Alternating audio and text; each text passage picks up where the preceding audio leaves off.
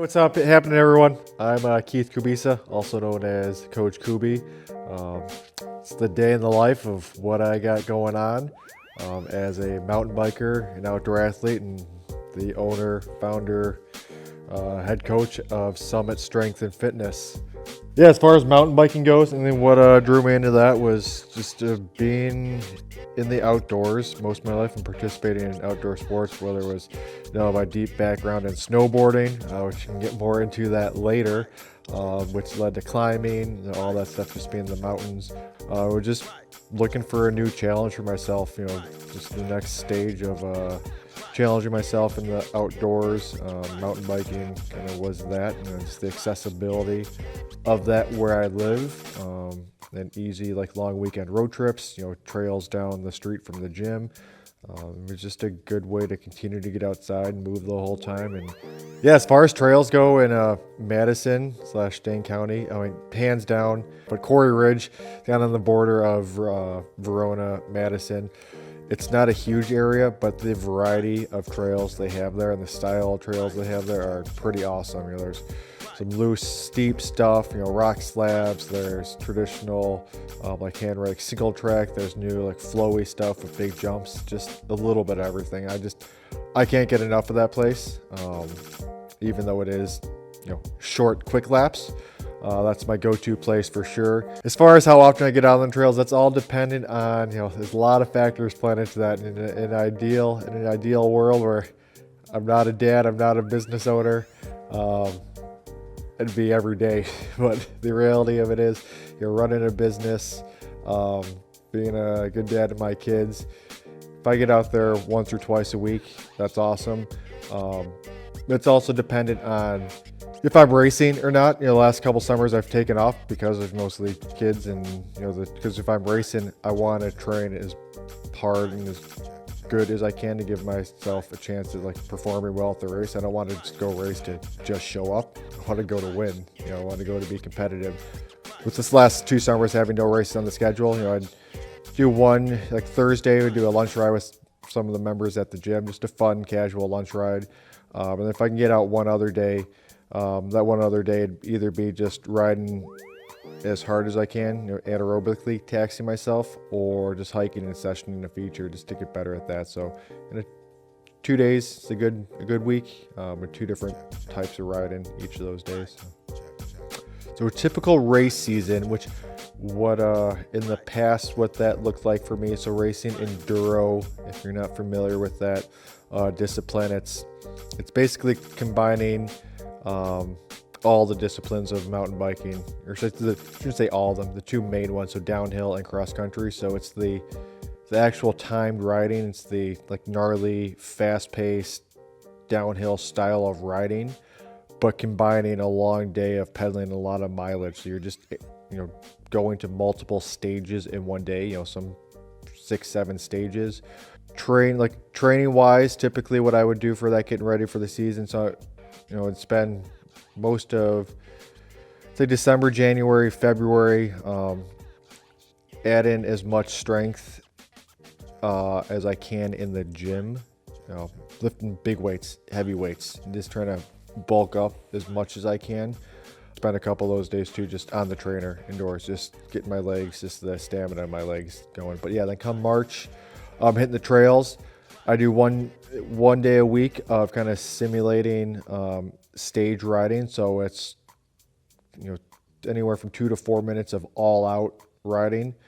So with our short trails here, that'd be picking, generally at Quarry Ridge, I'd pick 3 downhill trails, and do all 3 of those as fast as I can, including the downs, just including the ups. As soon as I get down, hammered as hard as I can going up, straight back down. So that would kind of simulate a stage for me, and I do that 4 to 6 times. That's the main bulk of my enduro training on the trails. Then I spend another day of skills training, working on those technical skills out on the trails, and then another day of just high volume training, maybe 2 hours. Nothing gnarly terrain, but just 2 hours of just moving, getting the legs spinning. So that's, in a nutshell, that's what a typical week would look like, leading up to the season. Then come around June, when I'd start racing, obviously back off on some of that stuff and just adjust from there. But if I can get 3 races in a season, that's good for me right now. Sometimes 4. So if we go June, July, August, that'd be great. There's a late season race in October. If I can get that in, I would love it.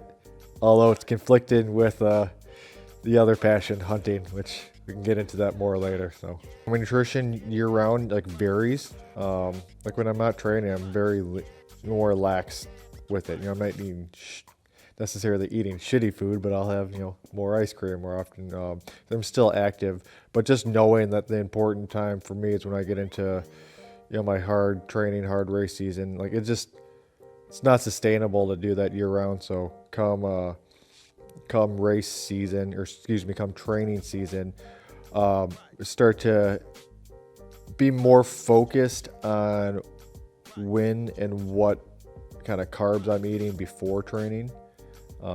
May have more of a strict regimen with breakfast per se. So right now breakfast is just whatever. So come training season and increase the carb load at breakfast, more oatmeal, more pancakes and stuff. It's long days of training. So need more carbs, more energy to get through those days.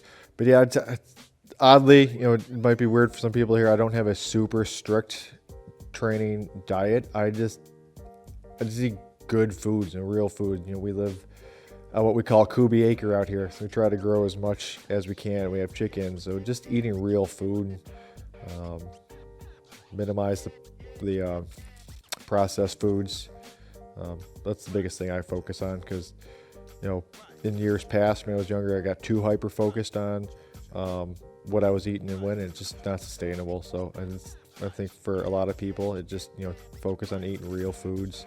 I think the other big thing is eating enough. Once you're training, people get too focused on just calorie counting or macronutrient counting, and that can be a lot when you're training, especially at a high intensity. So recovery, it's like sleep more, sleep often, replenish instantly. Actually, part of the recovery too comes before the race, even as far especially from a hydration standpoint. Hydrate early and often, which obviously get you through the race, but help recover. But biggest thing for me, sleep. Just getting as much sleep as you can, and for the next day, just moving. Something walk with my family, light stretching. But just you got to keep some sort of movement. But sleep. If I had to pick one thing, it wouldn't be ice baths. It wouldn't be whatever any other trend is. It's just sleep. Get a good bed. Spend money on a good bed. Sleep. Maybe don't have kids because sleep doesn't come easy in that sense. I noticed that training in the gym helped me perform out in the field pretty early on, before I was even competitively mountain biking.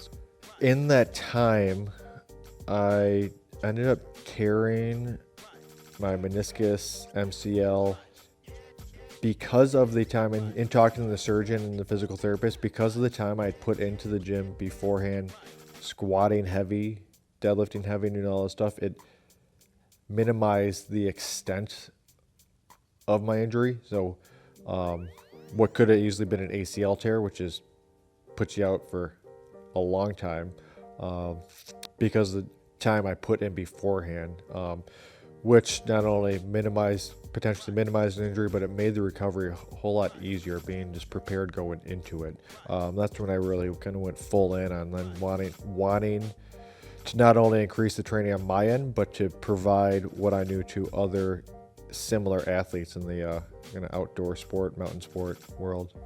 Yeah, so if you're a mountain biker, a mountain athlete, whether you want to perform better for a race, whether you have a trip coming up that you want to be able to ride hard all week, whether you're a cross-country skier, whatever the mountain sport, outdoor sport you participate in, if whatever you want to get ready for, and I'd suggest coming and check us out at Summit Strength and Fitness. Go to trainclimbsummit.com and just see what we have to offer, what we can provide you. Everything from anything from one-on-one personal training sessions to training plans to consultations. But we have the first-hand experience. Myself and the other coaches and trainers have done these things themselves. So I think the best thing you can do is find someone who's had that experience themselves to get you to where you need to be, and at least point you in the right direction.